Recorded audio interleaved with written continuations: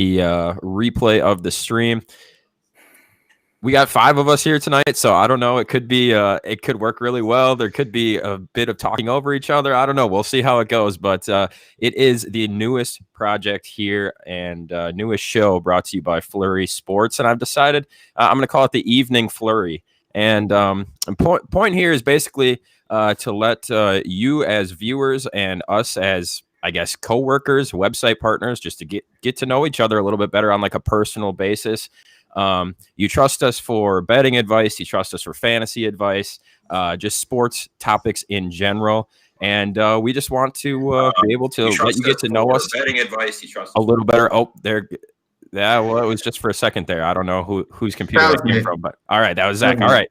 So, like I said, just going to be a few things we got to work through here, as always with the new show. But basically, what I want to do here is just however you like to relax, either grab a beer, put a dip in, I don't know, maybe smoke a little joint if your state allows, however you like to relax, just come hang out with us.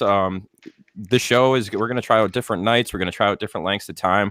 But basically, the premise of the show is you and your buddies are, at a bar, strike up conversation with people, or you strike up conversation with yourself. Really no predetermined course of what's going to be talked about.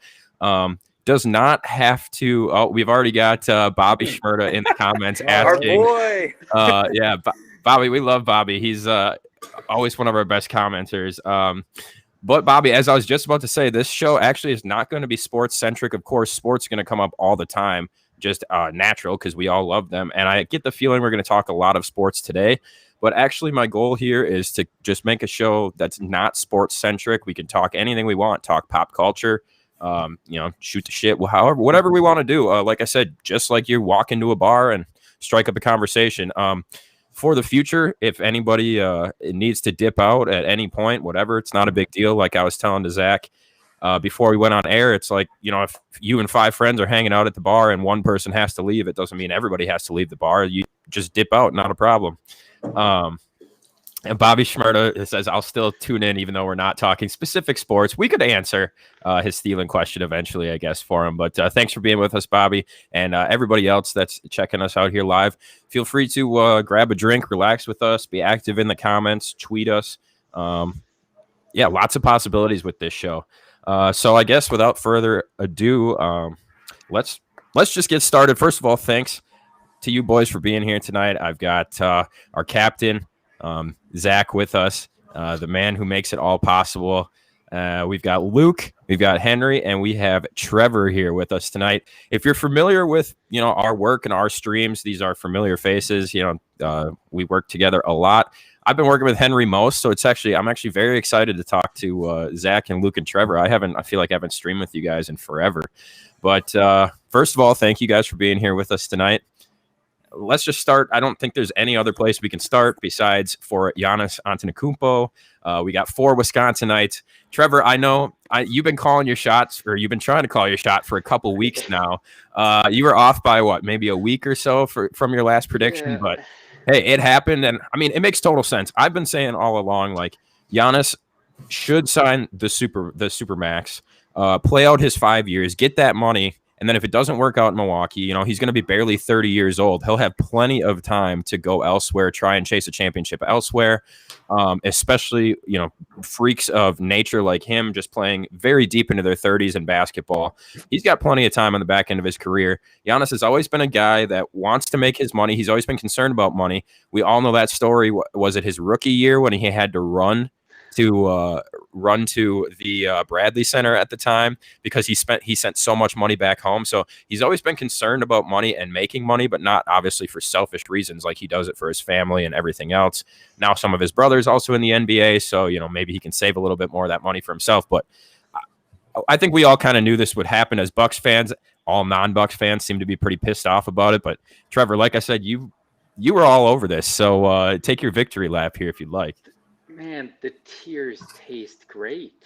They really do. I mean, they're so, I was down a little seasoning on my dinner tonight, and the salt from the tears, it was just beautiful. He wasn't going to leave. Nobody listens to him. Nobody listens to anything he's going to say. But it's great having people be so salty about this. Lakers fans, Heat fans. Shout out to the reporter, Hannah Nicole Smith, Ashley Nicole Smith, whatever her name is. She's really relevant.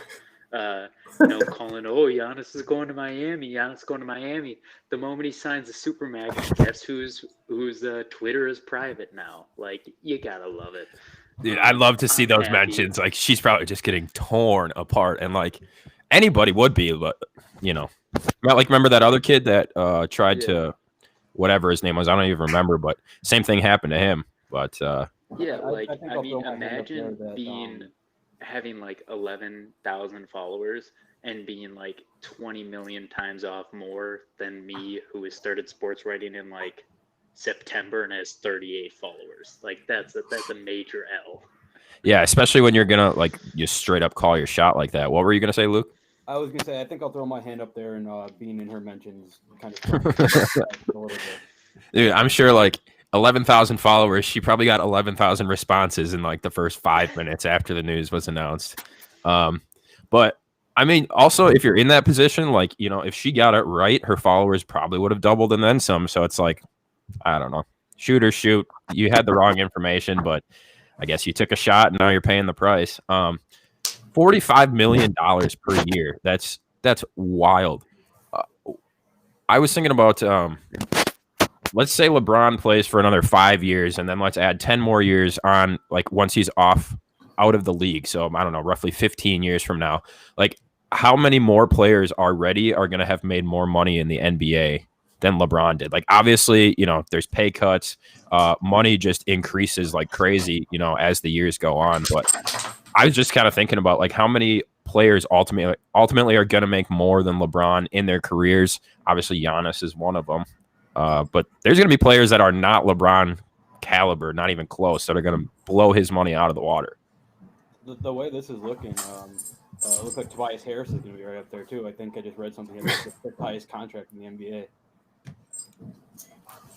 Well, at one point, like this is what I'm looking up right now. Does anybody remember what Mike Conley's contract was for when he was the highest paid player ever? He was in the 30s for sure. Yeah, so like, and that was not that long ago. Like, I remember that, and everybody was like, "Oh, Mike Conley, blah blah," and then like Timothy Mozgov got like $60 million that year and stuff. And all right, I got it right here. Signed a 5-year, $152 million. So yeah, Giannis just absolutely obliterating that, and it's just gonna keep happening, Mozgov used to be my boy. Back on like 2K13. Still is mine. I was my what would you call it when you create a player and you're just on that season tour? I haven't played video games in years, but 2K13, I was on the Nuggets. I was Mozgov's point guard. Won the chip. You just feed him the whole time? Not the whole time. I early on I kind of had to because I didn't have much of a shot. I went with the unconventional, give myself a little more handles and passing ability out of the gate, but I got so I could knock down a three here and there as we progressed. Which is kind of important in the NBA nowadays. It's amazing how much more important it is now than probably even 2013. Oh, yeah. Yeah. Well, and like 2013 was kind of like Steph Curry's coming out year, like when he was really like just unbelievable. I saw his stroke still looks just as good. Like I saw him in a couple preseason highlights, but it's like 2013-ish. Steph Curry was just, and that's when everybody loved him too. That's when everybody loved the Warriors. It was like his peak. Like I don't think he's ever going to reach that, even though he might be better statistically in other years. Like I just remember having NBA 2K13 and playing as the Miami Heat, and then because that was the best Heat squad like basically ever as well. And then instead of Mario Chalmers, I traded for Steph Curry. So I had that whole Heat squad and Steph Curry, and it was just stupid. But I think I scored one time. I shot like 80-something% from the field, scored like 160 points. Like I loved that game. I saw a graph on Twitter where it had like the amount of like threes teams take per game, and it was like kind of like up and down, And then like 2009, whenever Steph Curry got drafted, it instantly was like a straight line up. It's like the Steph Curry effect, Well, and if you think about too, like 2013 was already like going on 8 years ago. So like all these young kids or all these college kids now, like they were extremely impressionable and they were still at the age where like all they wanted to do was start chucking up threes. So like things, we're looking at 8 years, add a couple years on, and like there's gonna be or years from now, there's gonna be a whole slew of kids that like never saw basketball without Steph Curry and without the three being like the absolute monster that it is. So like I think that spike's probably just gonna keep going. Right. Zach, I just want to say one thing. How nice is it that you get to be on a stream with me and Trevor, and the main focus of the stream isn't Todd Gurley? Well, I think Trevor saw that too, and he dipped.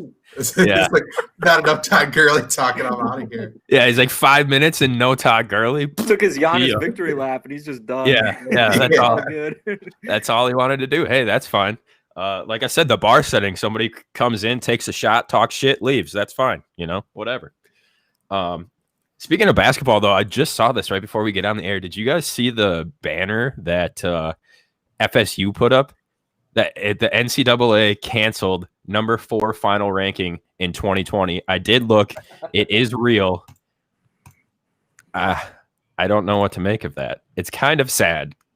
Yeah, congrats to them, I guess. Hang that with pride. If you have nothing else, go for it, I guess. It's like they haven't had a good football team for quite a while. I don't know. It just seems silly to me because it's not like they were, into the Sweet 16 and then the season got canceled. We're like, oh, we were so close. We were a few games away. Like the tournament hadn't even started. Like you could have been upset in the first round. Like seems silly. I think that's the problem. They haven't had football in a while, a hot minute. So they're kind of grasping at straws down there. I had worked with some Florida State fans in the past. I don't know if anyone will be watching this stream, but I might get in trouble if they do, if I'm going to bust on FSU a little bit. But go ahead. It's been rough going for those guys. I'll say that. They're not too happy. Dabo Swinney is public enemy number 1.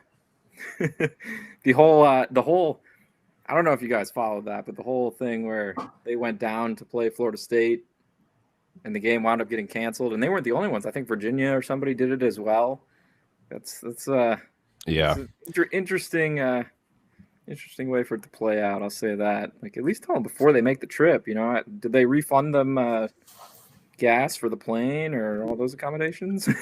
Probably not. They probably figured like you've been the best team in the country for 4 out of the last 5 years. Like, you're making plenty of money, but like that's one team you don't want to, like, you can't do that against Saban and you can't do that against Dabo. Like anybody else, it might get swept under the rug a little bit or like it won't make headlines really, but Dabo for the next week just tore apart FSU, just like talks so much shit to the media and stuff. And it's like, I don't know. I'm kind of there with them. Like you said, like they made the trip. They were there. They were ready to play. Like it wasn't like they canceled a week out. So I personally am of the opinion it's got to be so much fun to play football for Dabo Swinney. I don't know if any of you guys agree with me, but I just feel like it's got to be great. Why don't you agree, Trevor? I see it a completely different way. Okay. I'm here for this. Think Dabo Swinney looks super stuck up. I think he has his entire career. Florida State was 3-5 at the time, and with everybody dropping out, they needed to play that game for a bowl to even be eligible. So obviously Florida State isn't trying to duck these guys. They're not trying to act like they're great. And for Swinney, with everything going on, to just shit on them, I mean, it's a bad situation, but like, come on, dude. Like it's like kicking a kid while they're down. That's what he loves to do, though. He loves to shit on people. He loves to shit on things, and like he's such a great coach that like, and he's more like, I think he presents himself, or he thinks he presents himself as like more likable or more of like a common man than say like a Nick Saban or something. So I think he just feels like he can just freely, and that people like it and respect him for it. But at the same time, just for me, it's like, he wasn't talking this much when his team wasn't great. Like if you're going to have that like approach, like be consistent about it, be there the whole time. Like it just seems like he's got a big following and now he's going to say some things. I don't know. That's just how I see it. Well, I'm going to be totally honest. Like, I don't know, before like the whole Kelly Bryant, Sammy Watkins, Deshaun Watson. Like before that whole crew, like was Dabble one of the best? Like, I really don't know. Like how did the first bunch of years of his college career go, and like where was he at before Clemson? I really don't even know his history very well. People didn't want him hired at all, if I'm not mistaken. I don't think any of us know his history because it's I guess it's been so long that feels like that Clemson's been dominating. I think for me, you have to go back to Steve Spurrier at South Carolina that year when they kind of had the SEC East fall into their lap there, and that's the last time I can even remember the Palmetto Bowl being really competitive. It feels like Clemson has just been the huge favorite in that rivalry week game for years now. Apparently he also won a national championship with Alabama, which is just, of course he did. As a player too, not a coach. I'll chime in on this here that I'm not much of a college football guy, so I can't be much help to you. I kind of stopped watching after my boy Johnny Manziel didn't make it in the NFL. Dude, I was gonna bring up Johnny Manziel later, so I'm glad you. I love Johnny Manziel too. Like I always have. I had his jersey. I fucking loved Johnny football. Like his sophomore year highlights. Like sometimes I'll still go back. It's like a 30-minute video, and I watch it. It's just like, dude, I wish you would have just stayed at A&M. Like I liked him coming into the NFL, and I thought he could, be okay. I never thought he was going to be like super great or even the long-term solution there. But like, I was just sad that he didn't stay in college more because like I knew as soon as he makes that step, he's not going to be the same player. He's not going to be able to be as cocky, as like carefree, all that stuff that made Johnny Manziel. But those are all the reasons people hated him too. Right. But it's like I loved him in college. Right. I had a professor here at school who was teaching down at A&M when Johnny Manziel was there. And he said, like, Johnny Manziel couldn't even step foot on campus because he'd just get, like, swarmed by everyone. Like, he had to take, like, homeschool classes and stuff like that, which I think is absolutely wild. Yeah. Well, I mean, that would be difficult. Be like, you're sitting in your, like, History 300 class, and, like, Johnny Manziel just comes strolling in when he's the most popular person in the whole country. Like, that'd be difficult. And also, him taking online classes, like, I'm sure he's fine with that. He'd have to do even less than he would have to do in whatever his classes. But like that probably enabled all of his problems that he already had. The whole like partying thing, that I'm better than everybody. I know what, I can handle. Everything like that. It was probably just enabled, which is like anybody that was like saying Johnny Manziel is going to be a stud at the next level, I think was foolish. But like, I thought he would be a little bit better than he was. But also like, I don't know nothing about Cleveland. Nobody had a shot in Cleveland at that point either. So I'll say that I was one of the people saying that Johnny Manziel is going to be the greatest quarterback of all time. So I never went that far. I absolutely loved him, and I wanted him to make a career out of the NFL. But I never thought never thought he was going to be like a stud, or even like, I don't know. I thought he might be serviceable in the way that Baker Mayfield is serviceable, where like he can make the throws, he can make exciting plays, but like sometimes he looks like garbage too. Like that's just how that's what it is. But obviously Baker has already had 3 times the career in the NFL that Johnny did. So, do any of you guys know the rapper Mike Stud? Yeah. He has a podcast called the YNK podcast. You Never Know podcast, and I'm looking forward to it. He just did a really long episode with Johnny where Manziel kind of talks about like all of his old demons, and he lays everything out there, and like kind of just from the clips I saw, it looked really interesting. And I believe they're doing an entire show together. So if you're a Johnny Manziel fan, he's got a pod coming out. I don't know if it's going to be weekly or like a mini series or what it is, but him and Mike Stud are going to be doing it together. Mike Stud's another guy that I love. I've seen him in concert 3 times. His old YouTube show, Two Rings Boring, was just some of the best shit. Like, I loved that guy. It kind of hurts though that he graduated from Duke, and me being a notorious Duke hater, you can probably see if you follow at Luke Ryan on Twitter, you'll see my weekly Coach K is a fraud tweet. So, Coach K is and you got a lot of support in that area right now. A lot of Coach K hate flying around the internet.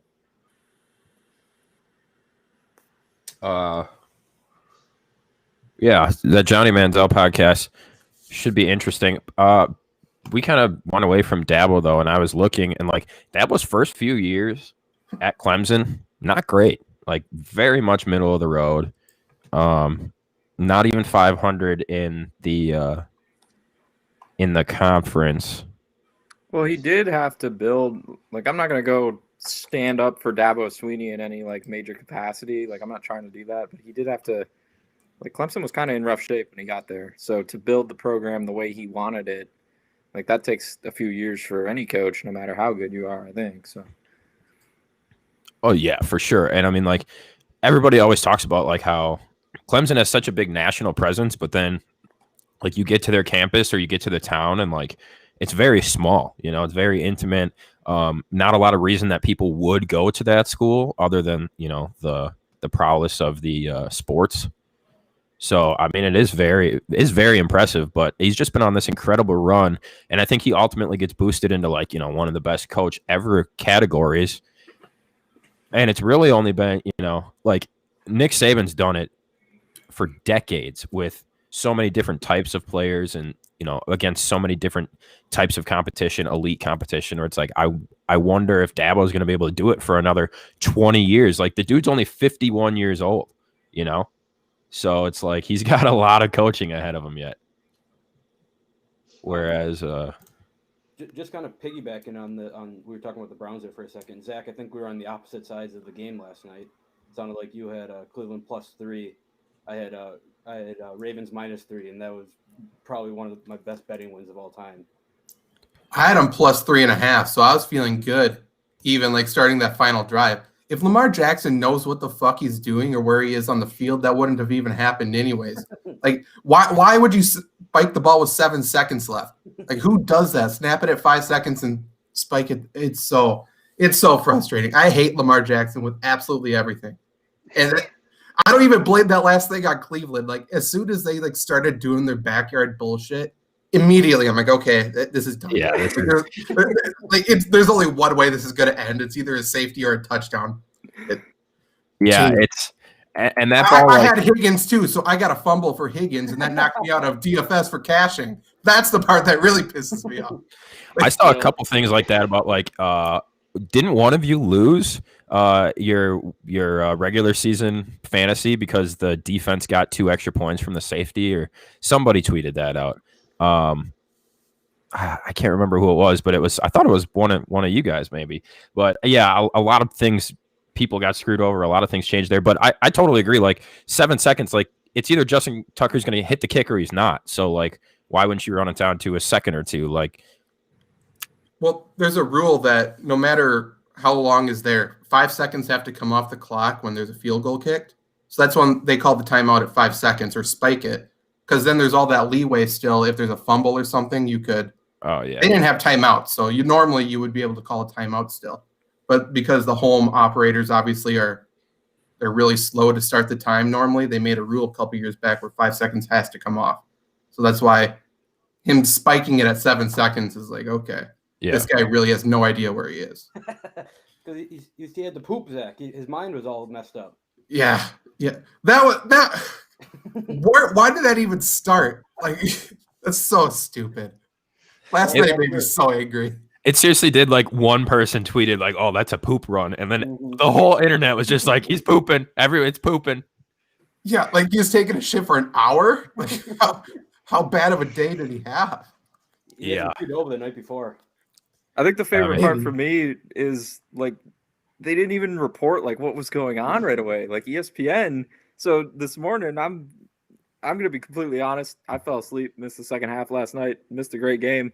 Sucks. But so I'm listening to VSiN's Follow the Money this morning, and Paulie Howard just starts going off on Lisa Salters. Like, she didn't even say anything. Lamar Jackson's leaving the field. He's like, you don't even tell us. He's like, you have one job. Like, what are you, sideline reporter? Yeah, like please let us know what's going on down there. Like, this is a very important division game, and it's a hell of a game, you know, just in general. And Lamar Jackson leaves, so we would like to know what's happening here. But maybe she was hearing that he had to go poop, and she just didn't know how to say it. So she's just like, well, I'm just not going to say anything, and hopefully it's a quick one. I saw. But yeah, I looked. I mean, I was doing a lot of things last night too, and like you fell asleep. I completely blanked on like Tanner sent us a message like, "Hey guys, are we gonna do the stream?" And like I didn't see it until like 11 o'clock at night. I was like, "Oh damn, I completely blanked on the stream." Henry fell asleep, so whatever. There was no Monday night stream, but I didn't even look at the score until like at some point in the second quarter because I thought, I don't know, I had heard everybody was on the under and the weather was going to be bad and blah, blah, blah. So I figured, oh, I'll just tune in later. Well, I looked in the second quarter, it's 21-14. I was like, damn, I'm missing a good game. And then I was doing some other stuff. And then when I look back, Trace McSorley's in and I'm like, what is happening in this game? Like I picked a bad one not to watch, but I mean, I watched most of the second half. Can you imagine though, Lisa Salters? She's like in the tunnel, like, "Hello guys, I am hearing that it is a massive turd that Lamar has to be dropping. So big he is cramping. Back to you guys. We'll be back when he's done." And then they just see him like running out of the tunnel. He's got like toilet paper coming out of his fucking shock strap. The rumors were diarrhea, but I'm really thinking it's more constipation. Hearing from the sounds in the bathroom, it does not sound like movement is being made. We'll keep you updated. He's pushing real hard in there, guys. Breaking news, suppositories are being ran in to the bathroom. We will keep you posted. They do like a coffee enema on him or something like that. Like the leftover coffee that was sitting in the coach's room from earlier, like just dump it on in there. Yo, he was running so fast because he had to go back. He's like, "Get this damn game over with. I gotta finish this." Dude, that is wild though. Like I don't remember anything of this. Like LeBron got a ton of hate, obviously, when he like left the floor cramping and stuff. He didn't come back in that game, and I think if I remember correctly, they were pretty much out of like they were losing that game pretty bad, anyways. The LeBron game. I can't remember exactly. What a coincidence. But yeah, right. Well, that's what I'm saying. But I don't remember ever being like, the star quarterback on a team in the middle of this amazing game just being like gone. Yo, Paul Pierce did it. Remember? Yeah, I was going to say. Yeah. I had such Paul Pierce vibes last year. Because he had to take a shit. Yeah. And it took him 15 years to admit that that's what happened. Like, so I wonder if we saw the brown skid mark on the white shorts first. Like, second of all, nobody goes in like that and then runs out. Like when you saw him running out like that, you're like, okay, this dude's. I know what happened to this guy. Like that. Later. Yeah, yeah. It was definitely entertaining. But you have to come back and win that game too. Like. It's all fun and games and stuff now because Baltimore won, but like if they ended up, going down 14 with Lamar out and then not making the comeback or whatever, like I think the story is spun a whole different way. Yeah, for sure. It was ballsy to have him throw it when he came back too. If he just whiffs like every other pass he threw that night, that would have been really bad. Yeah, Lamar Jackson and the shitty season, literally, So. Yeah. I was gonna bring up too. Part of this week. Yeah. Thanks. Part of this week too. I had another great gambling win. I took Jared Goff first touchdown plus 1,600 in the Thursday night game, just out of the blue. It netted me a nice 3 figures there. What would you throw like $5-10 on it or what? Yeah, I think I threw like $15 on it. Damn, that's a nice pull right there. Yeah. My best bet of the weekend, like I'm sure you guys all saw, like the Saints losing. I ended up and like people were in my mentions, like, oh, blah blah this and that. Like I still made money on that day because like that's not every bet that I placed. I was just saying like I had a $926 swing in my account because it was like I lost like $200 worth of bets and then like $400 and something worth, or no, $100 and something worth of bets and then almost over $400 worth of profits lost because I had teasers and money line parlays and whatever this and that, and all the Saints had to do. You're the number 1 seed in the NFL right now against a 3-win team with a first-time starting quarterback, not just a rookie quarterback, a first-time starter. Like all you have to do is take care of business as the number 1 overall seed, and I would have won. I would have had $900 extra in my account, but it's like. It was brutal. It was bad. And, like, I made such good picks, too. Like, I had that 8-team money line parlay that included the Cardinals, the Cowboys, the Colts. Like, you know, I hit all the difficult ones, and then it was the Saints that ended up screwing me over. But a big bet that saved me was, like, I said all week that the Seahawks were going to murder the Jets. Like, you know, they had lost a few in a row. The Jets were on the road. The Jets had been playing decent football the last couple of weeks, at least for, you know, when you compare them to themselves. I was like, the Seahawks are going to absolutely obliterate this team. I didn't take the spread just because, like, I had an opportunity to get it at 13.5, and the next time I looked, it was like 17. So I was like, I'm just not even going to touch it. But I said I thought they were going to win by over 20 points easily. They went out and destroyed them. So I did. I put $50 on Russell Wilson over 2.5 touchdown passes, and that hit with ease, and that was plus 125. So that was a big help for me. Otherwise, I would have had a red day. But that was my best bet this last weekend. Speaking of betting, though, do it. What's up? Sports betting. So if you go through the apps like Bovada, you can do it from Wisconsin. Well, yeah, like Bovada, MyBookie, those like offshore types, you can do whatever because they're not regulated in the U.S. But then they're also under no, like, I've never really heard too many problems from Bovada, but like they're truly under no like federal regulation to pay you your money. So like, say you win $10,000 from them, they could be like, we're going to give you $2,500 and then the rest in like free bets, or they could just straight up be like, you're not getting your money. Like, there's really no sanctioning power to make them pay you. And again, like, I have heard small horror stories before, but like, I'm sure it's happened to many people out there. You have this monster win and they just don't pay you. Whereas like, obviously DraftKings, FanDuel, anybody that's like DraftKings is publicly traded. Like, there's no way, like if you won 50 grand from them and they like tried to screw you over, you could sue them and win, you know, like they're under federal regulation. So yeah, MyBookie doesn't, at least for me, they never cashed out. They did it multiple times where they wouldn't let me deposit, but Bovada, or withdraw rather. But Bovada, every time they've been super good for me. Yeah. I only do it with crypto though, so I'm not sure if it's more difficult with money, but I always do everything with crypto. Bovada seems very respected, very reliable. And it just seems like kind of the go-to. The only reason I ever started a MyBookie account was because Bovada wouldn't accept, and this was 2 years ago at this point, I think. Excuse me. Bovada wouldn't accept my debit card, and MyBookie would. So yeah, I've had that problem too. Yeah. And now that crypto is so easy and so popular, it's like whatever. My personal bookie that I use does Bitcoin anyways. So I would have, you know, I could easily set up a Bovada account now. I just never have. And like, I bet on DraftKings usually when I'm in states that have it, which in Wisconsin, you can drive pretty much any direction now, 2 or 3 hours, and you'll be in a legal state.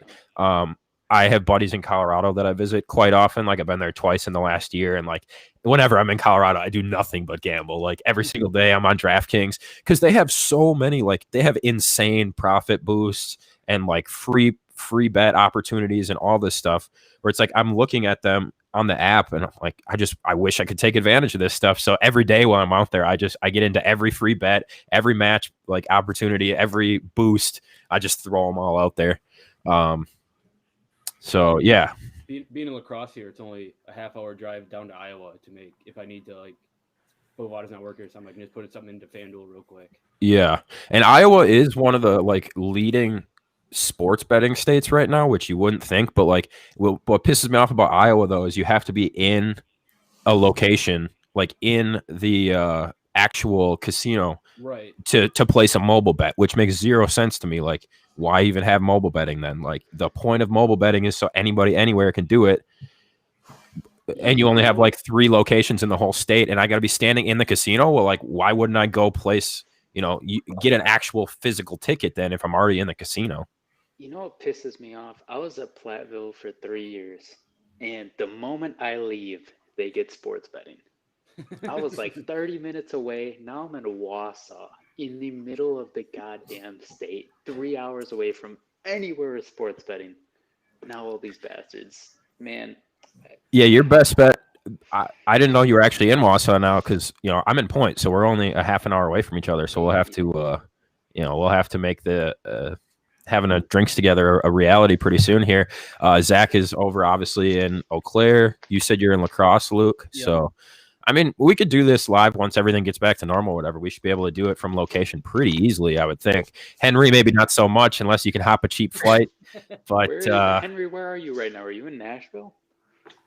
No, I'm in the Finger Lakes region of New York. Seneca Falls is the specific town. This is where I was born and raised. I've kind of been around the block.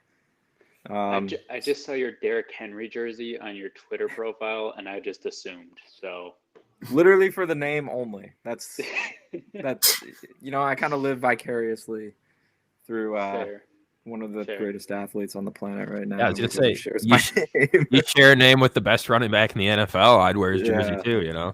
I can't run like him. I hold my own in the gym, working out, lifting weights. It's one of my pastimes. But you did starting to look like him too. Who, me? Yeah, you're starting to. You're starting to get it. Yep. Just growing the hair pretty out close. A little bit. Yeah. It's gonna disappear here in a couple days, but another few months of hard lifting. I'm sure you'll be right there with them. Henry, you said you lived like vicariously through Derrick Henry. I kind of feel that way about myself through Gardner Minshew. I figured you would say Luke Garza, Luke. That's funny you say that because I live vicariously through Todd Gurley. I do it. I also Zach was waiting for it. He's like he knew it was coming. I also get hurt a lot. I was good at one time, and now I'm not that good anymore. And everybody and what was that? And I just moved, and everybody kind of forgot I moved. They're like, "Wait, you're there now? Oh, interesting." So same person. It's same exact person. Like I can't spot any differences. Well, when you left the stream briefly earlier, Zach was like, "Well, it's because there was no Todd Gurley talk. Like Trevor's been here for 5 minutes. We're not talking about Todd Gurley. Like, see ya." I was like, you know what? I'm not going to bring it up today because it's a low-key stream. And then we're talking about people to live vicariously through. I'm like, I mean, if you're going to set it up for me, it's just going to, I'm just going to hit it, Smash that one out the park. Well, so from Wausau, because I've lived in central Wisconsin my whole life. I'm from Anago. Mm-hmm. So from Wausau, your best bet would be to head to the UP. You could get there in about 2.5 hours flat. Because I have a cabin right by the border, but Michigan, just recently opened up to mobile betting. Where's your cabin at? Florence County. Oh, so it's like it's in Spread Eagle is the name of the little town. Yeah. It's literally right on the border. It's like 2 miles from the border of Iron Mountain. Yeah, Michigan. We got a place in Iron River. My mom's from there. Okay. Yeah.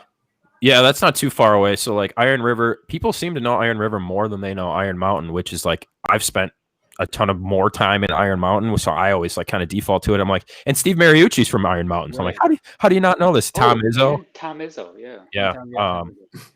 Yeah, so that's where I'm up there all the time, right in Florence County. Family up there.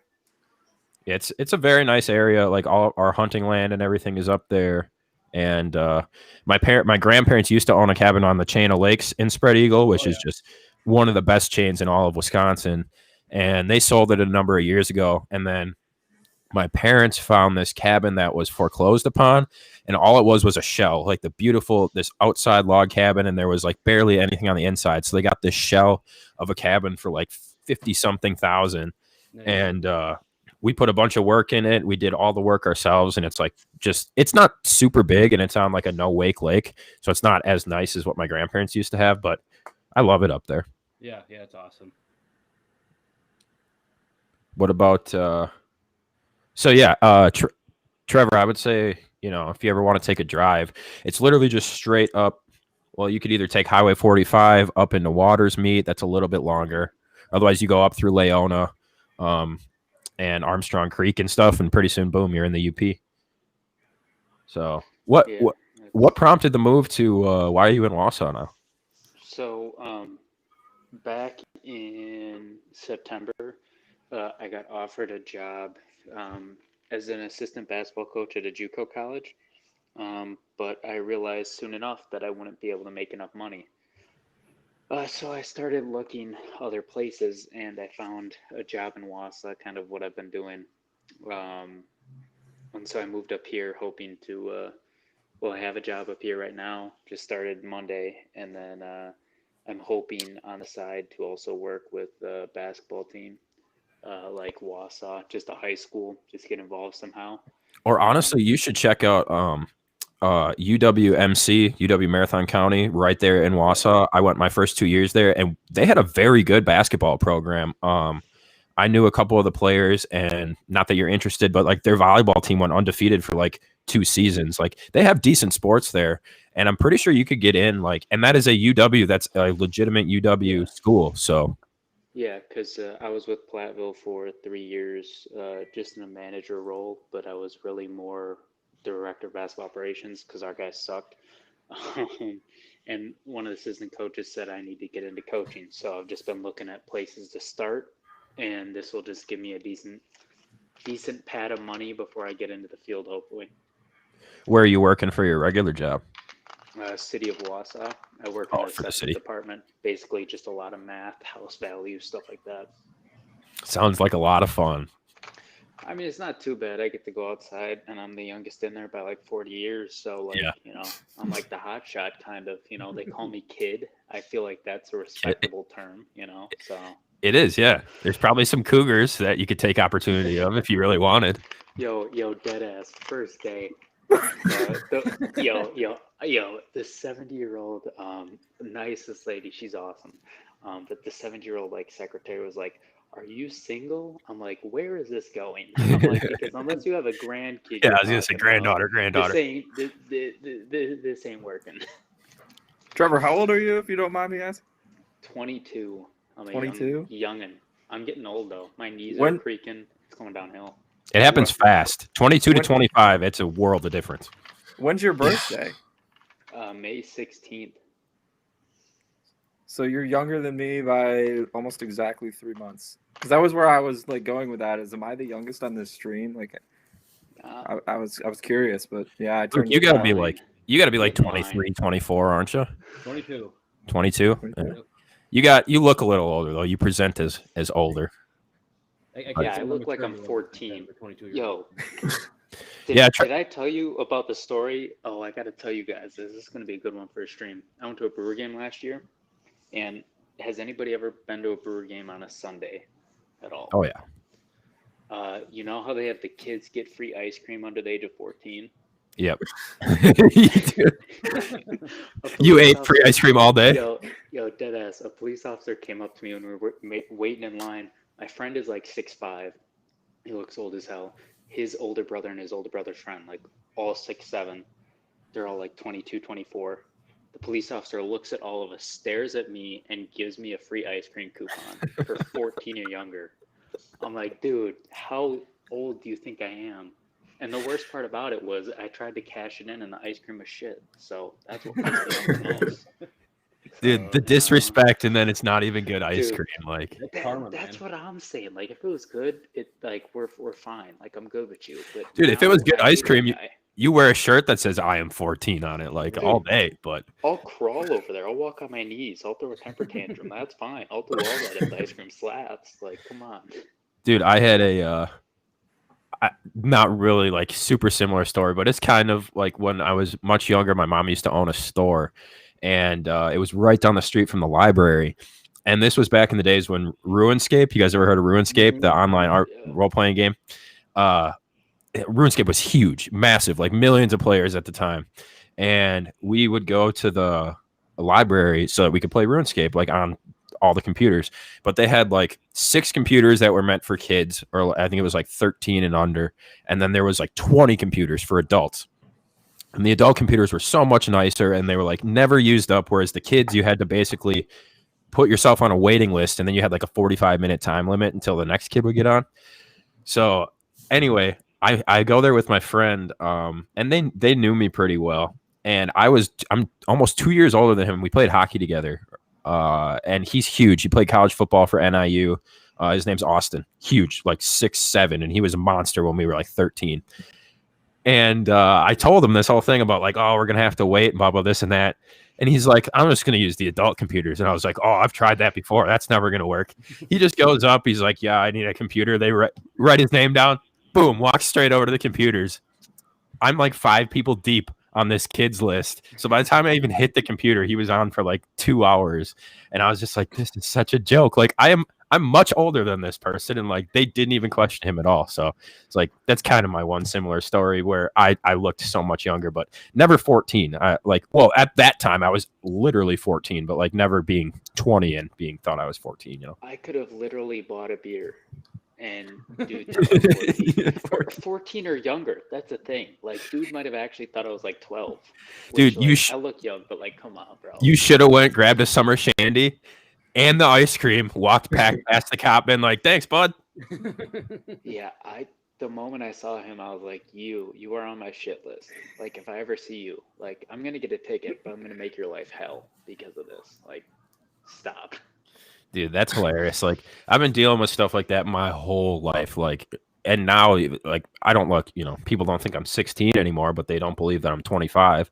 And it's the same thing when, like, still, even if I walk into the casino or into casinos or whatever, like if you're over 21, you don't have to stop. Like at least casinos here, like you don't have to stop. You don't have to check in anywhere. If you're 18, 19, 20, you have to get a wristband, whatever. And I can't tell you how many times in the same night I'll be sitting at the blackjack table with a drink in front of me, and like a security guard will come over and like ask for my ID or like just, you know, whatever. And then like 2 hours later, I'll get a different security guard come up, be like, hey, you're supposed to have a wristband. And I'm like, no, I'm 24, now 25, but I haven't been to the casino in like a year. And they're like, oh, and then I have to pull out my ID. I'm like, dude, I just did this an hour ago.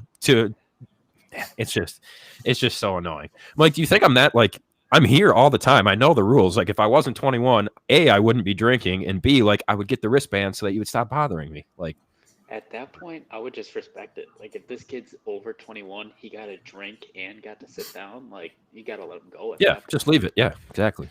But whatever. Going on the topic of stadium stories here, I'll just say something quick. Me and my dad, we both have season tickets to Packer games. And my mom actually works, like, for the Packers as, like, a side job. So she's, like, in, like, the tunnel or whatever at, like, one of the pro shops down below. And she gets, like, these free meal coupons. And so I think last year we saved them all up and we went to like the last game of the year. And me and my dad just came into our section with like 10 hot dogs, 10 beers each, and we were just like passing them around to everyone. Everyone's going nuts, and it's pretty cool.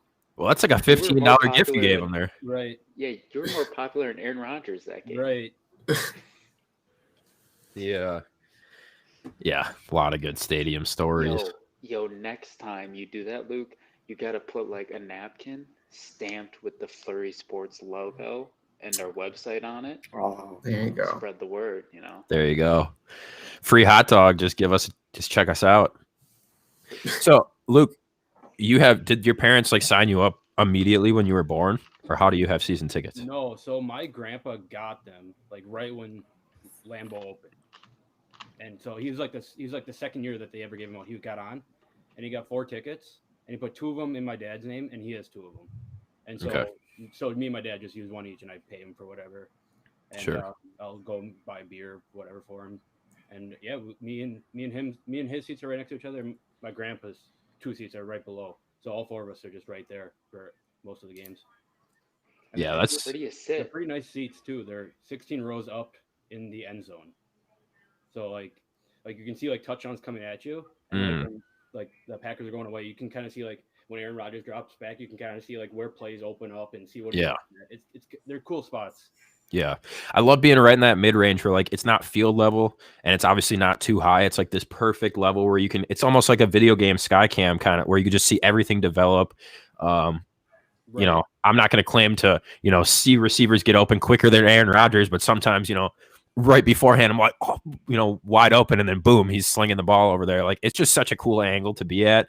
And then, like you said, when the touchdowns are coming back like towards you in the end zone too, like you can't beat it. Like my coolest experience ever in Lambeau Field, and it's like, there's not even a rival. I went to two games in the same year, and it was whatever it was, 4 or 5 years ago. No, it must have been 4 years ago now, when they played the Giants after the famous boat picture. Yeah. And in that same season, they killed the Seahawks.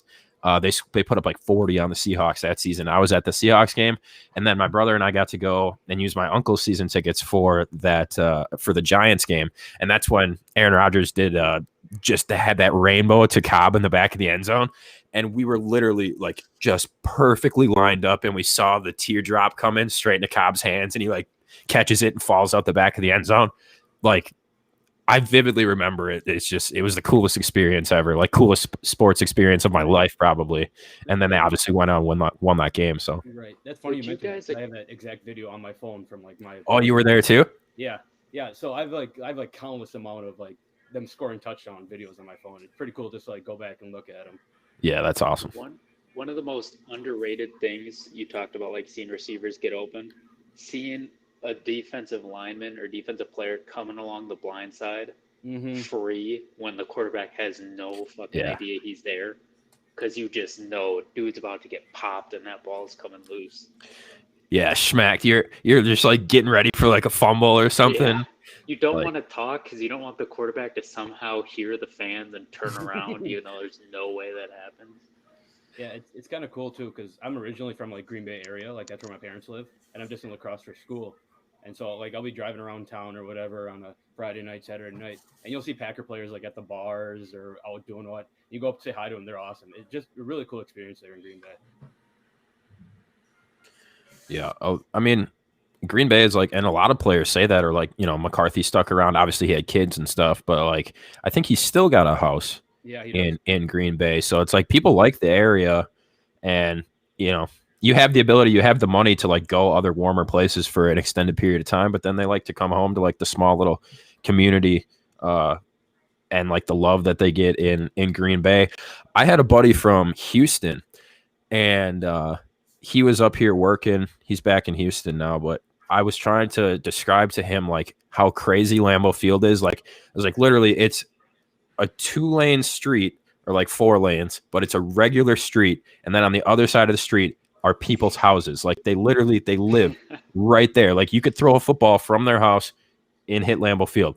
And he's like, oh yeah, like NRG Stadium is pretty like blah, blah, blah. And like, it's pretty close by. And I was like, no, dude. I was like, no, I've looked up pictures. There's highways all around it. Like it's this massive stadium. I was like, no, like people live directly next to Lambeau Field. And he's like, oh yeah, blah, blah, blah. So we went to SmackDown, WWE SmackDown at the Resch Center.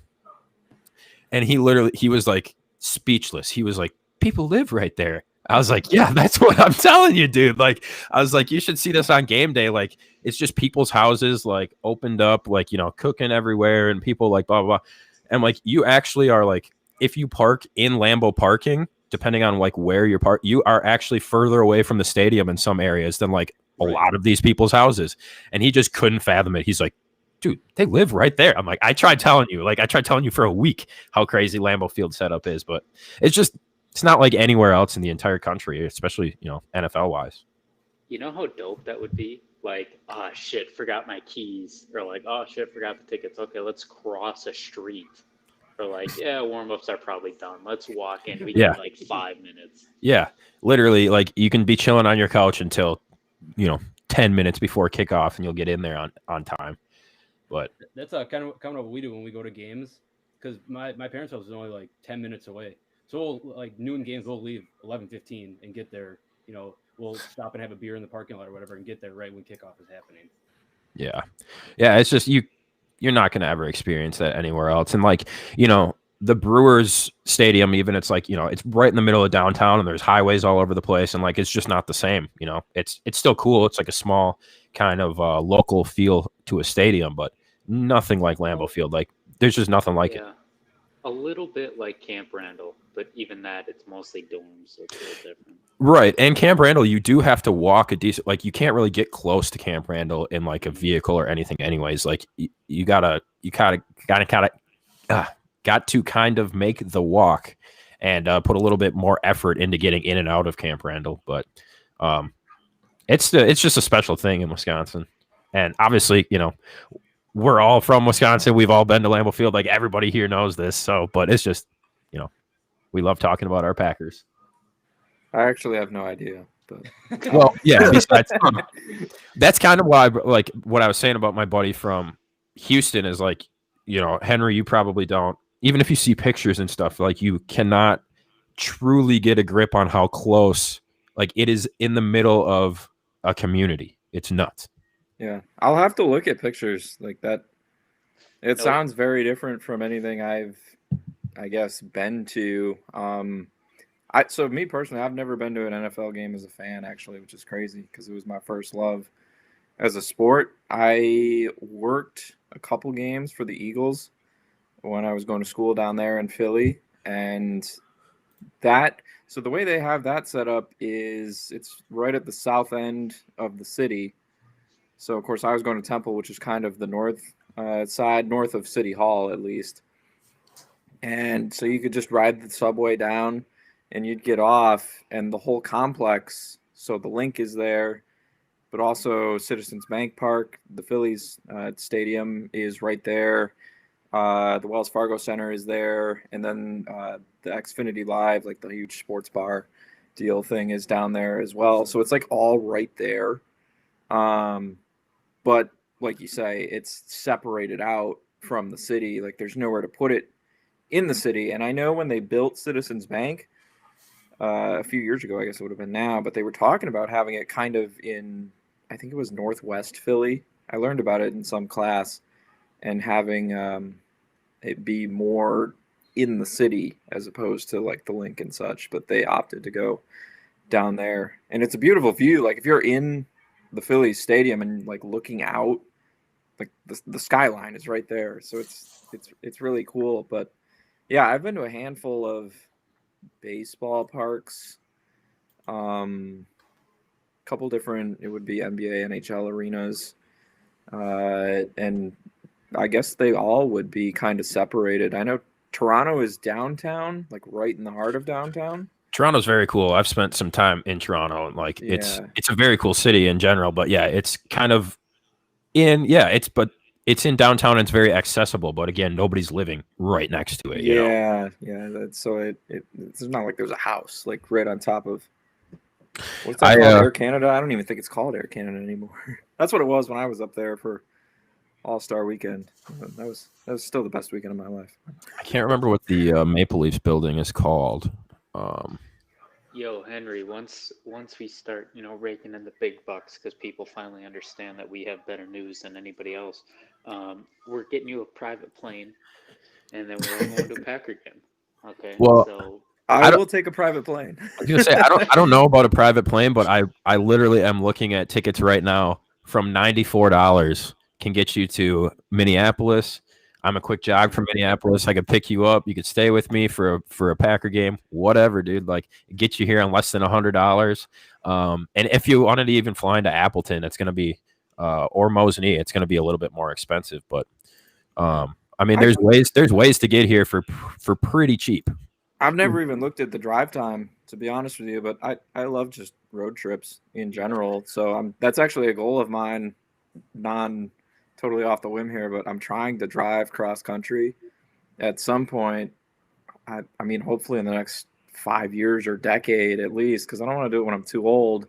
Yeah. But just take like 3 weeks and go see as much as I can. I don't know. I don't mind flying, but it is expensive, and half the time I'm just okay to put podcasts on and make the drive myself anyway. So like, right.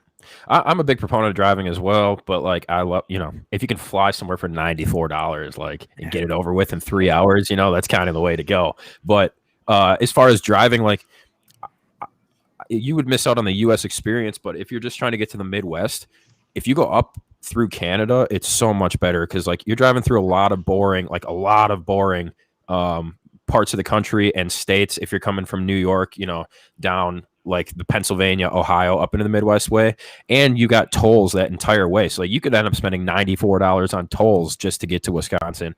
Versus if you go up through Canada, you get to hit all their coolest cities. Like you could hit Montreal, Ottawa, Toronto, and then you hit this little city called London, which is where Justin Bieber was born, if anybody cares. London, Ontario, and then you cross over into Michigan, and boom, you're right there. It's actually less drive time. You get to see Canada. My brother and I see Gary, Indiana. Yep. Oh yeah. No, there's no reason you need to see Gary, or most of Ohio, or most of Western Pennsylvania. But anyway, my brother and I, we made a trip. It was like a 15-day trip in total, but we did that same route, except we went, from the Midwest, and we ended up spending 5 days in Acadia National Park up in Maine. So we went through Michigan all the way across Canada, which was cool for my brother because he was only 19 at the time, and like you can drink in Canada at 19 and everything, which is part of the reason that we did it. But it's a shorter drive time. It's cheaper. Hotels are cheaper along the way, everything like that. But then we crossed back into New York, and then we went all the way to Boston, and then drove up the whole coast from Boston to like the top of Maine. And it was one of the best trips of my life. It was amazing. That's awesome. I haven't made any significant trips other than Philly, Jersey Shore in the last, handful of years now. So You see Snooki? What's that? You see Snooki on the way to Jersey Shore? Say hi. Unfortunately, no. But Right. yeah. So it's wild, just kind of thinking about how like some of the places I went when I was younger, like with my family, we'd always try and do a summer vacation. And this is kind of dating myself, like back probably before high school, even with most of these. And it's like, I want to go back to those places now that I'm older and have like a different perspective. When you're a kid, you just want to run around and be in the ocean the whole time. And now it's like, man, I want to go back and check out some of those views. I was in Maine. That was the first time I ever saw the ocean, was Maine. And I was probably, 7 or 8. Don't remember it hardly at all, but Unbelievably beautiful up there. haven't Like, been back since. And I know it's beautiful, but I was actually talking to a buddy today. We might try and go to Vermont at some point this winter and hit the slopes up there. So I don't know if any of you guys ski or snowboard, but yeah, I'm a big snowboarder, and I've gotten out like a whopping 3 times in the last 3 years, I think. So trying to do a little better this year. I feel that. I went to Mexico when I was in high school, and they had like a video game lounge, and my dumbass picked that over the beach that we found out halfway through was topless optional. And and you're playing PlayStation 3. Yeah, like, go dead ass. And I look back at it, I was like, damn. Like they had, like, come on. dude, that's hilarious. That's a big mistake. That's a lifetime regret right there. You're gonna carry that one with you forever. I had the mirrored shades too. Nobody knew where I was looking. Man, I was good. And what did I do? I played Xbox 360. I played NFL Tour, Damn. Kids do stupid things, man. Yeah, that reminds me of one time I was I'm lucky. I've gotten to travel a lot. Like my parents are massive travelers. And they like to just kind of go, like, they're not really like a let's go tour Europe and learn about history kind. They're like a let's go to the Caribbean and sit around for a week and do nothing kind. So I've been to like a lot of these obscure, really warm, really nice places. But one time my dad was at a CME conference in the Bahamas, so we got to go with him. It was the only time that we got to stay at the Atlantis, which you guys know what the Atlantis is. It's it like takes up half the Paradise Island. It has that really famous water slide, whatever. And I kind of did the same thing where like they had like this kids lounge, and we just went there every night instead of like experiencing all the other amazing things that the Atlantis had to offer. And I remember I got Guitar Hero was brand new at the time. Like we were playing the original Guitar Hero, and I got into a tournament. I ended up taking second, and like that was the highlight of my trip, was taking second in this Guitar Hero, even though I was in the Bahamas for a week. And I was like, all I cared about was the Guitar Hero second place. And the kid that beat me was so good. Like I had no chance. His name was Jonathan. I remember. I had no chance. He was a cool kid. Like I got to know him over the week, but he was very good at Guitar Hero. Not to switch subjects here, but Henry, I saw you wearing an AC/DC shirt, and Zach, I know we kind of talked about music a little bit on one of our streams. I was wondering, Zach, who do you like listening to? I do like Cake. I pretty much like anything but country, but right now I've been on a big John Bellion kick. I like a lot of rap and alternative stuff, though. Probably my biggest. I still love pop punk. Like that shit's not dead to me. That's my favorite shit by far. So like Blink-182 and stuff. That hits the heart. Yeah. But like everything else, anything Any like trashy rap, I like that too. It doesn't need to be good, but I still enjoy it. Stuff like that. What about you guys?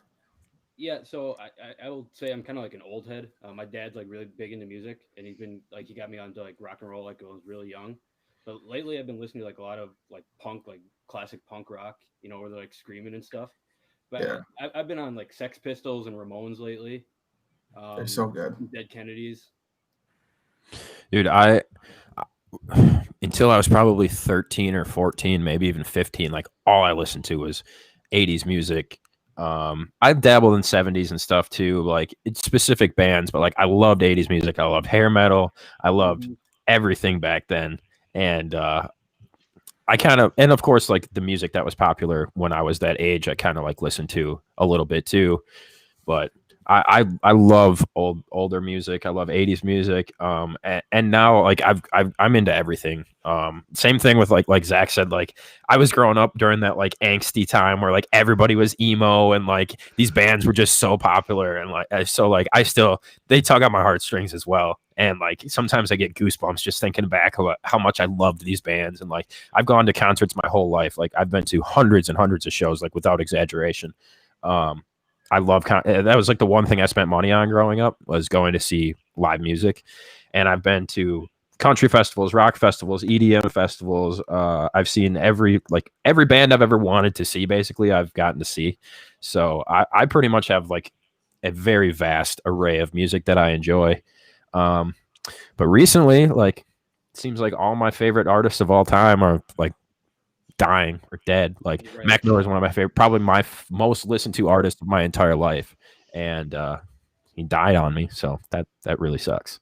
But yeah, for me, I'm kind of I don't know what to choose. I'll listen to 80s, but I guess, man, there's some songs. My favorite songs have to be the rap songs that just make you want to run through a fucking wall, like "Smoke Some Weed" by Ice Cube.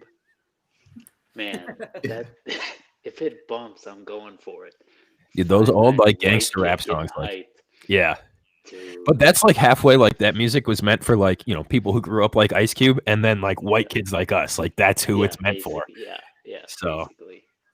It's dude. There's so much, and like obviously everybody could kind of say like they're partial to the music that they listened to growing up. But like I feel like if I was growing up today, like I would hate. Like it's just not the same. Like there was so many good kinds of music, like going back and currently when I was growing up, and like you didn't have to reach that far back. Like those Ice Cube type songs and stuff, like they were still relatively new, back when I was like 10 to 15, 16, that time frame in my life. But I mean, you can name pretty much any band, any kind of music, and like there is a point that I listen to it. Yeah. And country, even so, like, I'm not a huge country guy anymore, but like you go to high school in Anago, Wisconsin, like you're going to be surrounded by country, like every party you go to, like and there's a lot of good memories listening to country though, too. Like in some songs that are just like, oh, damn, like, I just, feel good type songs from when I was in high school and stuff. But country, I don't really listen to on my own by choice anymore, but it's still, there was a time that I very much enjoyed it. International Harvester is still one of the greatest songs of all time. I hate country, but that song is that song's so fucking good. Craig Morgan, a legend. Tomorrow. Dude, country is super underrated. I'll give him credit for that. Oh, definitely. Maybe International Harvester should be the mainstay song of this Evening Flurry here. But I will be like in tears like every show. Oh god, I love that song. There is a lot of country that's underrated for sure. When I was for my 18th birthday, my parents got me tickets to see Eli Young Band, who are good. I enjoyed them, but then it was Eric Church opening for Kenny Chesney at Miller Park.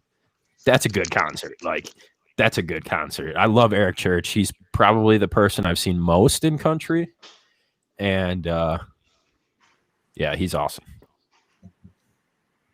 Country's not really my thing, but so I like get really close to country because I'm a huge Southern rock fan. Mm-hmm. And I think part of that's like I'm kind of like Luke, like my dad, big into classic rock, big into like anything pre probably 2000s, like he's got it stored away in the Bose system in the house. So like that's what I grew up to. And so like the Doobie Brothers are like one of my favorites. Molly Hatchet is a little different.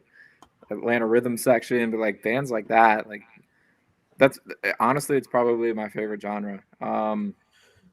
I feel like that shares DNA with like a lot of country, like older timey country. Like they have a lot of the same roots, you know, southern swangy kind of roots. Like they do go, you know, hand in hand. And like country now has become so pop and so like, you know, mainstream kind of for a lot of ways. But like you go back to music that was, you know, coming out in the 90s to early 2000s, country music, like you have a lot of those similarities to the kind of stuff you like.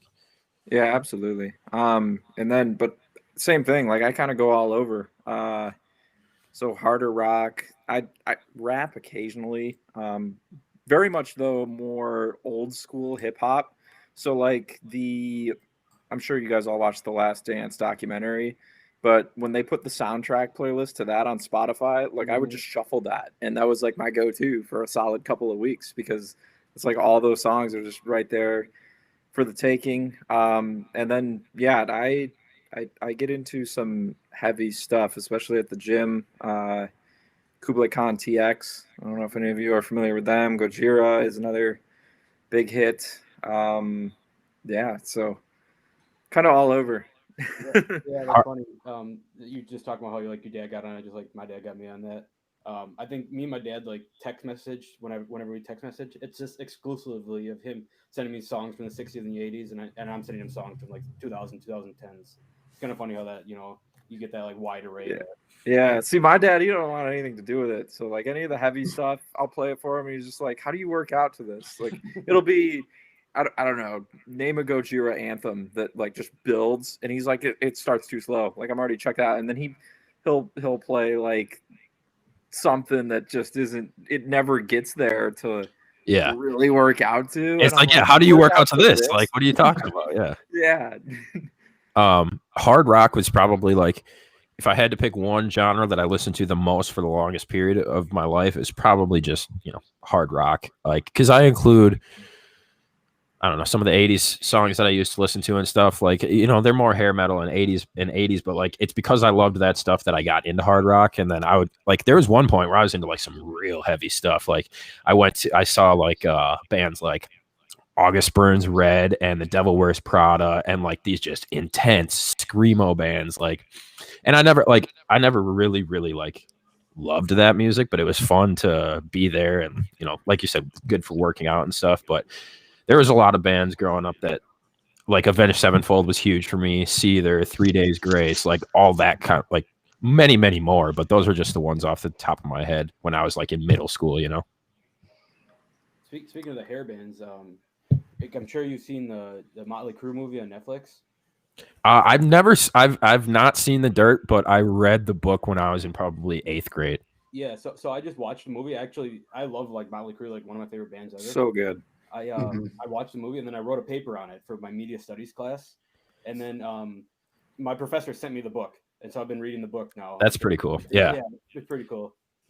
I went through a period of my life where like that's the only thing I would read would be autobiographies of musicians or like books about bands, and like I was obsessed. Same thing. Like I loved Motley Crue. I got to see them one time. It was later than I would have liked to see them. I would have loved to see them around like 2007 or 8 or something. And I didn't see them till like 2014. But and I actually saw Vince Neil in like in the distance in Las Vegas one time. Nice.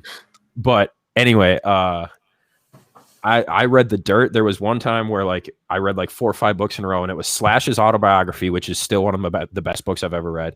And then I read The Dirt, and then I read a book about AC/DC, and then I found The Heroin Diaries, which is Nikki Sixx's book, and it's literally his actual journal from like the 1.5 year period where he was like at his deepest addiction and like, you know, struggling the most. That was when he died, legitimately died twice, and they had to restart his heart and stuff like that. That's all documented in this book from his actual journal. And then, so it's like the journal entry, and some of them would be only a couple sentences long, and then other ones would be like a page and a half long. But then he would write, under the journal entry, he would write more stuff about what he was feeling at the time or what he remembered or whatever. And then other people will like jump in with comments. So it's his actual like diary from, I think it's like 86, somewhere around there, 84 to 86, somewhere in those years. And it's crazy because like there's like a 2-day gap from when he died, or otherwise every single day he wrote in it, sometimes multiple times a day.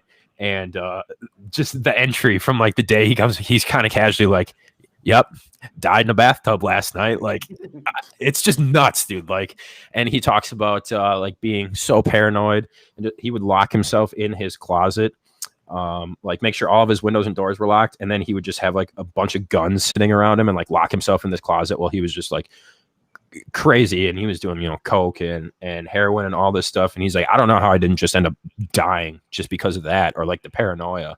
But just some of these stories are just wild, and they're actually from, it's not just him like recollecting them, they're like his written word from the 80s. So that was one of the coolest, craziest books I ever read.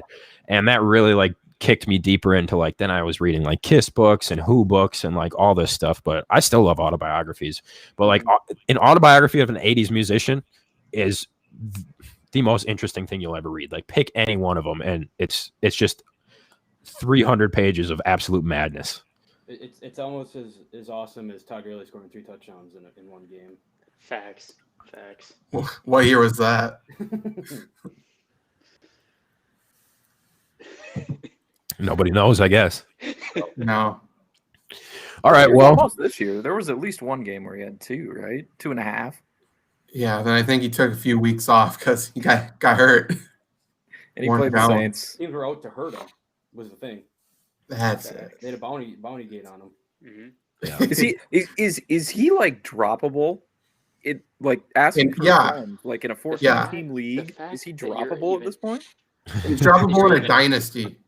The fact that you're even asking, I have him in a dynasty too. I think it's our dynasty. Trevor is so offended. The fact that you're even asking that question is just disgusting. See, questions like that's why FlurrySports isn't bigger than ESPN. No other reason but that. People hear that, they're like, what the hell are these people on? I would okay, here we go. I would rather have Frank Gore than Todd Gurley in dynasty leagues. Oh, so you would also rather have Bill Russell instead of like CJ McCollum? Got it. Yeah. Got it. Hey, get his old ass out the league. Okay, do you know how many touchdowns Frank Gore has in his career? I do. In his career. Yeah, half those were like when I was like 2. Hey, he has 99. Okay. He's never been more motivated. He is ready to run through a brick wall right now. And guess what?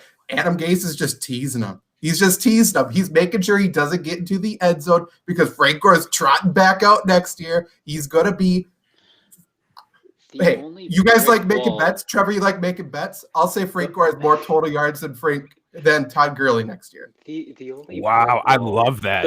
The only brick wall Frank Gore could run through is one with like foam bricks that kids play with. You don't even believe that. Frank Gore could run through. He is.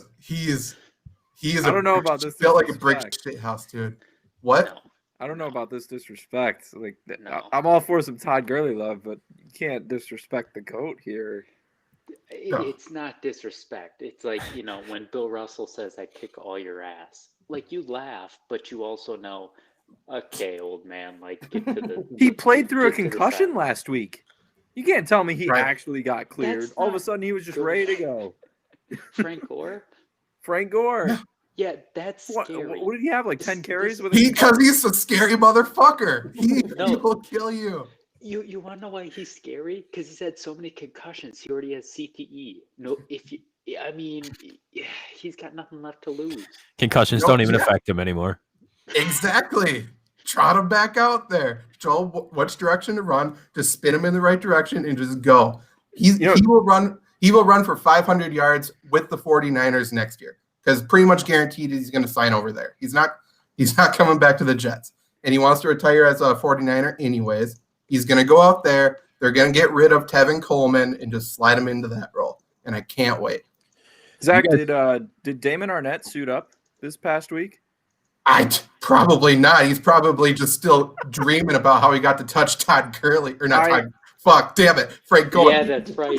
That's right. That's what we call. I need to look that up. Slip. I want to see who got the better of that Zach. collision here. Arnett targeted Frank Gore and got knocked out. You guys need to make that bet official because I love that. Like, I will. Zach, if you like Frank Gore so much, where's your jersey at? Every jersey for a player I get, they get injured immediately. Every single one I've ever had. So I will not do that. Well, if he can run through a brick wall, surely he'll break the mold, right? Probably, but I don't want to risk it. I love him too. Or that's how he gets hurt, is running through the brick wall.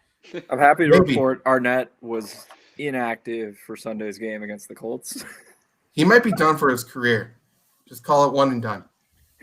So I got a question. Frank Gore Jr. there with that big run Thursday night too. Yeah. What, Luke? I got a question. Who do you think finishes with more career touchdowns, Frank Gore or Todd Gurley? That one's close because Gurley may be ahead of him. I'm not sure. It's probably close. Well, how many does Gurley have right now? I think Gurley's at 79.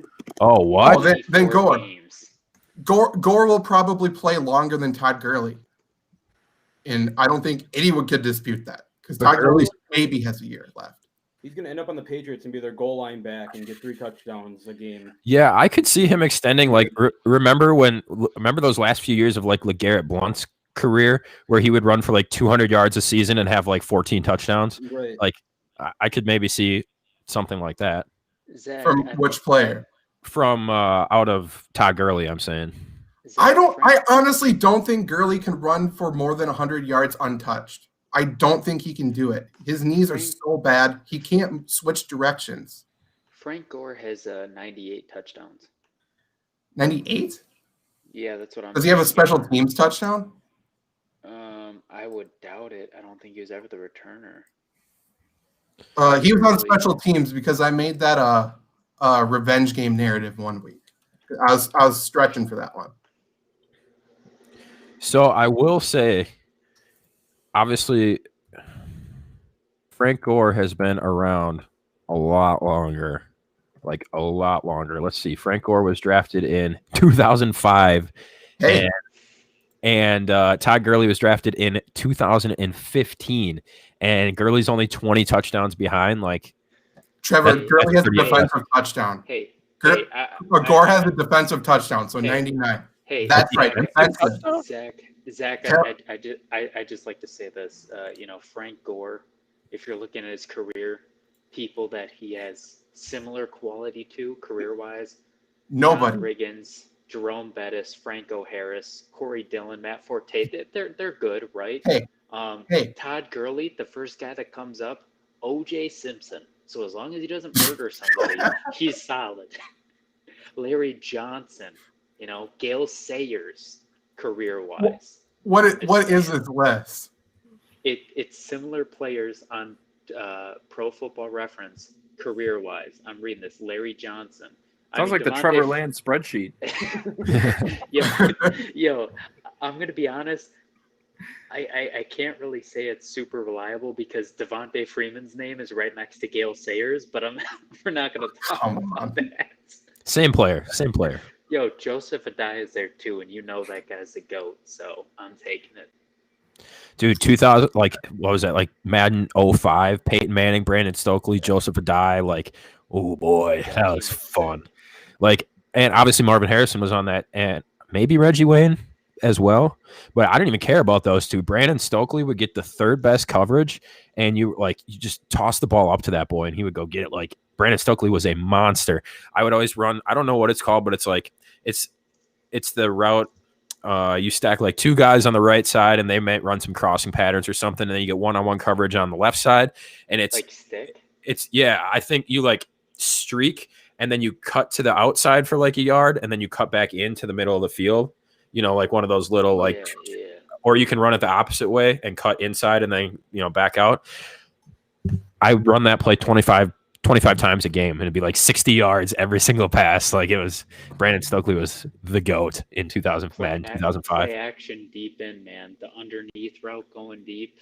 You know, throwing it deep to Todd Gurley out the slot. You know, doesn't get much better than that. Probably not in 2005 though. Hey, he could have been. You know, you don't know. He's that good. All right. Well, we've been on for an hour and a half, and not like we're ever going to run out of stuff to talk about, but this is just the first episode, so we should probably wrap it up at some point here. Shout out to all you guys in the comments section. I'm sorry we didn't answer your questions, but we have other streams this week that are meant specifically for that, so please come back. Either tweet us your questions or, ask us in those specific streams, especially you, Bobby. I know you'll be around. Shout out to the Fantasy Unicorn. They said hey to us quite a while ago. And Steven Cycle wanted to know, is WAP gonna make in the college football playoffs? Who is WAP? Who would that be abbreviated? Yeah, I'm trying to figure out who that is too, just looking at it. I don't know. The answer is probably no. If we don't even know who you're referring to, probably no. But anyway, thanks for being with us here tonight. I hope you guys enjoy this new platform. It was really fun for me, and I think it's going to be, a lot more fun even moving forward. It's not just going to be the five of us either. It's going to be mixed in. We're going to have other people from Flurry. Maybe somewhere down the line, if we get somebody that's really involved, a big fan of the show, or somebody that's always commenting in his streams, maybe we can have them on the show too. There's tons of possibilities that we can do here with the Evening Flurry. But Frank Gore on the show.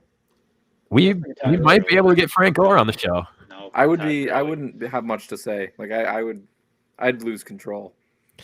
We're all just sitting there just staring, and he's like, what are we talking about, guys? I don't know. Gurley, if you're listening to this, I'm defending you. Everybody's coming at you. Me and Luke are trying to defend you. Everybody's coming at you. You need to come on here and show these dudes what's up. I think that's what needs to happen. Same with Frank Gore. You got to defend yourself, Let's see. We'll see who's more legit. Like, whoever sends a signed jersey first, Frank Gore or Todd Gurley. That's who FlurrySports will officially be the bigger fan of, or at least the Evening Flurry here. So, internet, do your work your magic, and get this in the ears of both those guys. Let's try and get a couple signed jerseys. I'm pretty sure Gurley's agent follows me. I don't know who Frank Gore's agent is. Really? I would assume he represents himself, just kind of guy he is. Why aren't you sliding in those DMs, Zach? Come on now. Because I don't want fucking Todd Gurley coming on here and ruining the show. Zach, please make my life. That would be. You might change your tune if legitimately you get a message from, what if you get a message from his agent and it's like, hey, Todd wants to come on. I heard you guys talking shit. Be like, okay, yeah, he can come on. Or in the off season, I'll get him on. I'm pretty sure I can get him on. He can come on and talk about his foundation. I said it before when I've interviewed players. I'm not going to censor myself. So if Todd Gurley wants to come on, he's going to get some heat from me because he fucking there. Or Todd Gurley's like, you know what? Zach's just a hater. I'm only talking to the real ones. Luke and Trevor, you know what's up. I think that's why you won't DM him. You're afraid of that smoke. I've got Drew Rosenhaus as Gore's agent. Yeah. At least when he signed that 1 year deal with the Jets. That would make sense. Rosenhaus. Okay. He's I think the strategy for Gore is to go through his son. I think we can get his son on the show. That would be sick. I'd be down for any. Are you kidding? D1 any one of these blood schools? of Frank Gore is welcome on the show at any time. Be Frank Gore the 26th for all I care. Illegitimate kids do not care. Come on. Somebody that does a 23andMe and has 2% relation to Todd Gurley, or not to Frank Gore. Go ahead, come on. He's white and his name is Frank Gore, but yeah, just a totally different person. Have you seen the movie Spaceballs? Your brother's cousin's sister's former roommate. Yeah. Dude, now that you said that, it reminded me when we were doing all the poop talk earlier. I was gonna make a Yobagoya joke. You guys ever watched The League? Yeah. Lamar Jackson had to Yobagoya. But yeah. Anyways, last thing I want to throw out there. Henry and I we need to figure out a punishment / reward for the winner / loser of our bet. Again, for those of you who don't know, it is Jalen Hurts total fantasy points versus Cam Newton total fantasy points in weeks 15 and 16 only. Good thing for Henry, he did not spot me this last week because Jalen Hurts actually went out and impressed. Obviously, had a much more productive first half. I really thought he was going to get into the 20s, and I think he only ended up with like 16 or 18 points. Still, I was getting the feeling people were thinking, Jalen Hurts was going to have like 6 points or 8 points or something. Over 100 yards on the ground. I'm feeling good about it. I'm feeling good about it. He plays Dallas, and I forget who else. So it's an interesting bet between Henry and I, and it's just straight up total fantasy points between those two players. But we need to figure out what the winner gets or what the loser has to do. I wanted to kind of talk about it here live, but maybe if you guys just think on it for a little bit, we can reconvene at some point, or maybe next week. I mean, it doesn't. What are you scared now? You're immediately 1 week of Jalen Hurts. I'm still feeling fine, and I think it's going to be close. I just didn't realize it was going to be this big of a deal. Like you took that, and I was like, oh, I'd be willing to bet that. You just took that and ran. So, well, that's because when me, you, and Zach were having all those meetings, when we were really getting all these streams up and running and stuff before the season, I was all excited. I was like, yeah, we can do side bets, and we can do this and that. And 14 weeks went by, however many shows, and we never made a bet. So I finally found something that we each wanted to bet on. So it might be the only one of the season. So we got to come up. It doesn't have to be like anything too extreme, but I think it should be funny, or it should be at least somewhat of a legitimate punishment or reward. We'll come up with something. Yeah, Christmas is coming. Yeah, I can send you maybe send you something nice. Well, it doesn't have to be anything monetary either. I got no, we don't have to bet monetary value or like a present or anything. I don't know if that's what I'm saying. I'm throwing it out there to you guys, to the audience, and to Zach and Luke and Trevor. Help us come up with something here. I could see maybe finding a way for the loser to embarrass themselves. On one of these evening flurries. Yeah, I think we could do that. I got an idea. Make them wear a Frank Gore jersey. Oh, boy. I like that. And with that, I am done. Oh boy. Okay. See you later, Trevor. All right, I think that's a good place to end it. Anyway, he's back. Yo, who kicked me out? Somebody kicked me out. Zach, was that you? Was that you, Zach? I didn't know you could still see me. Oh, okay. I didn't know you could see me now. That's somebody kicked me out. That's bogus. It was just the football gods that kicked you out. Yeah. It was the power of Frank Gore. Yeah, kicked you out of the stream here. So you can't censor the truth, guys. That's all I'm saying. I just tweeted out a poll for everyone listening or whatever. If you guys want to retweet it, I tag you guys. Who finishes with more career touchdowns, Todd Gurley or Frank Gore? I'm thinking that every time we're on, if we get like a big question going, someone can like tweet out a poll or something. Yeah, I think that's a great idea. And this show was my idea, but I stole it from the idea from somebody else, and like we can make it our own. Eventually, if you guys want to host, or if you guys want to add things like that, like debates or polls, whatever, we can make the show whatever we want. I